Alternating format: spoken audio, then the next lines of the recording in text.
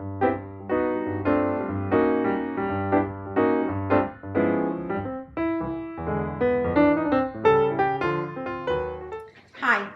this is Julie Irving. Welcome back to Chapel Hill Vintage Jewels YouTube series on costume jewelry. It's been a long time since Courtney and I, had the chance to do one of these, but we're committed to do one at least once a quarter going forward. The last 2 years kind of speak for themselves, and we've all been dealing with a whole lot of other issues. So really happy to be back, and today we're going to talk about 5 things to know about 1930s and 1940s enamel brooches. Basically because it's been something that I've been paying attention to lately and amassed quite a few pieces so that I can show you some really good examples. Remember though, on YouTube there's more than several, but there's a lot of other videos that Courtney and I have created on Hobey, Regency, Weiss, Hollycraft, Trifari, Schreiner, Kramer, Butler and Wilson, Schiaparelli, and then we've done a part 1 and part 2 just focused on the types of stones used in jewelry, which we call specialty stones.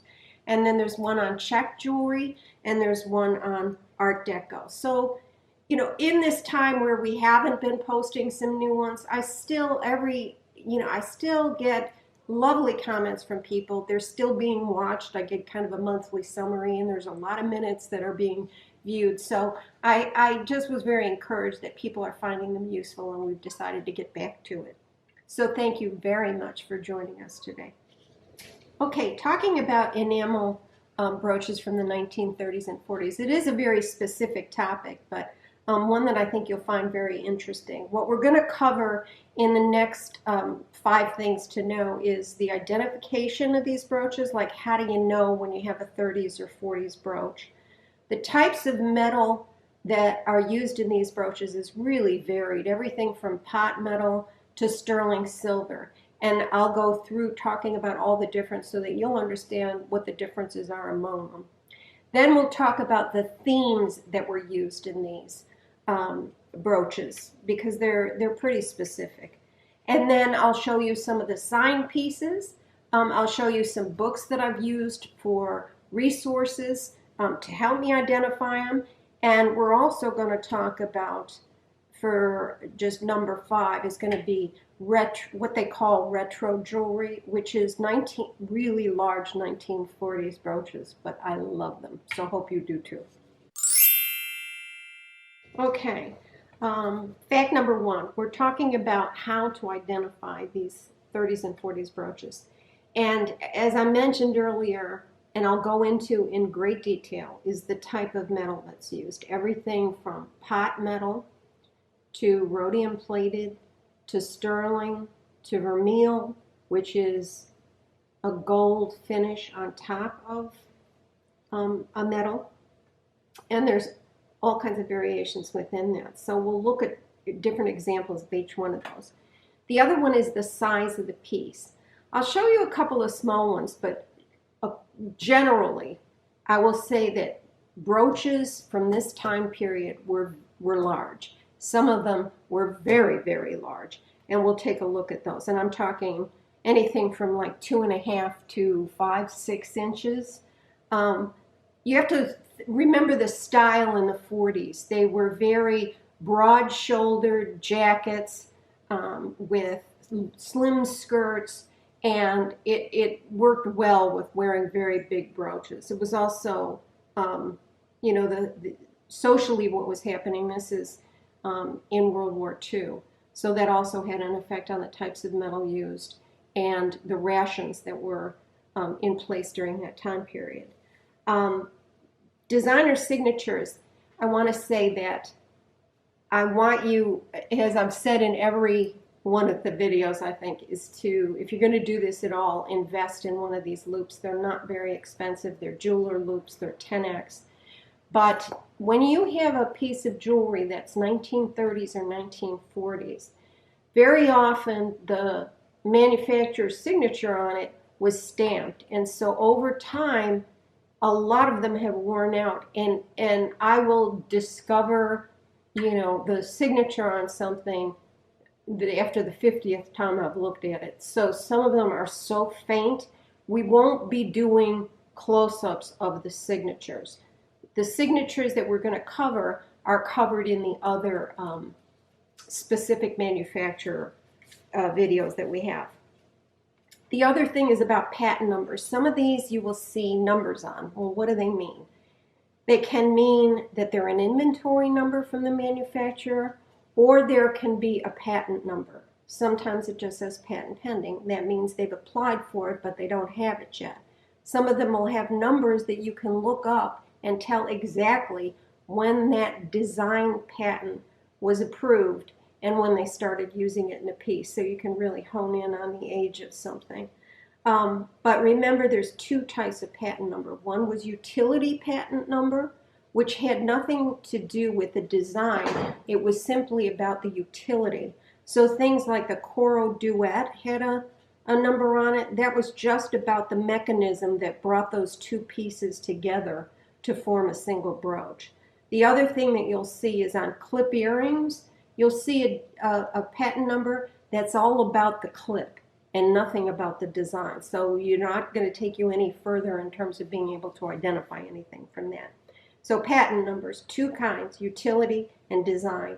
The design patents they took a long time to get, and they were expensive for manufacturers to initiate. So there were certain ones like Trifari especially, that's a great example. Trifari invested in that, and the purpose of it was so that the design could not be copied as is, which has always been a big problem with costume jewelry.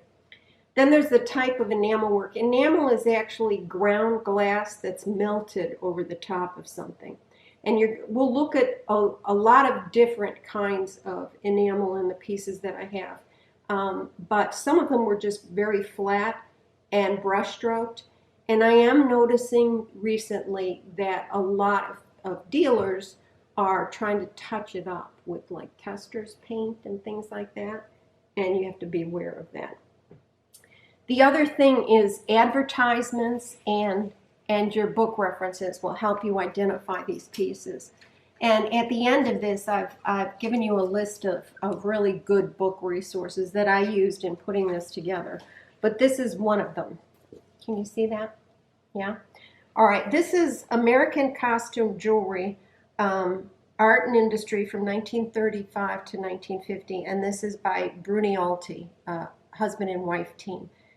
These books, there's two of them, Volume 1 and Volume 2. This is alphabetically from A to M, covering the manufacturers, and the other one is obviously N to Z.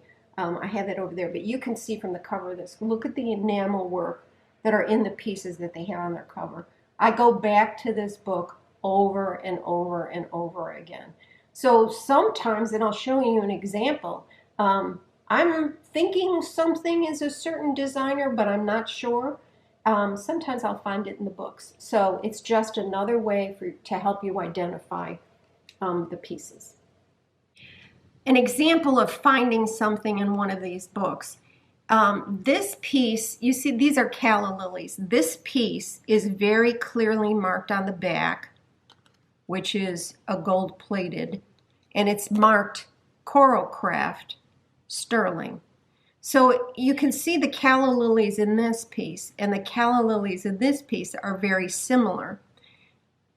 This piece isn't marked at all and is done in pot metal, but uses the same type of calla lily. So it was this book that told me that Coro also designed a brooch with 3 calla lilies, and that helped me gain confidence that this piece was also Coro. Now we're going to talk about the types of metals and look at some specific examples so you'll be able to identify it. The top two are both, you see there's enamel here, and there's a lot of enamel work on this one in a very different style than just this flat black. But if I turn them over, you can see the difference. Now, pot metal is nothing more than different metals mixed together and melted down, and it was easy to pour into a mold. And that's what both of these are, is molded. I'll show you an example of a stamping, but these are molded. So this one is just plain. The way you can identify it the easiest is that it's very much looks like pewter. It's heavier and it's thicker than other materials, but it's very dull. This one could have been painted by somebody else. I'm not sure how that originally looked, but it's actually got more of a gold paint over it.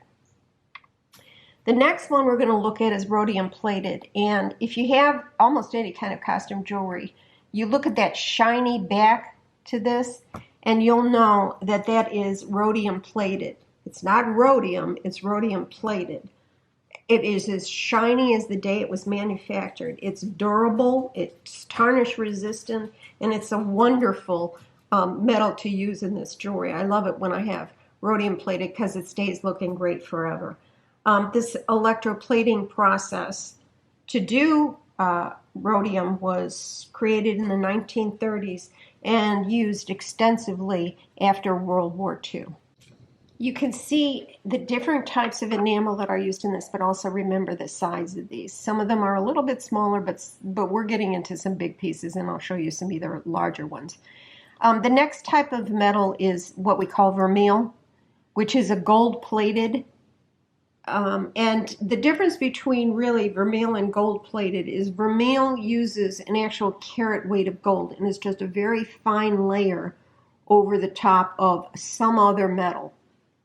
No way to really tell what other metal was used underneath, but gold-plated jewelry is usually brass or copper, and of a lower end metal was electroplated over it to give it that gold finish.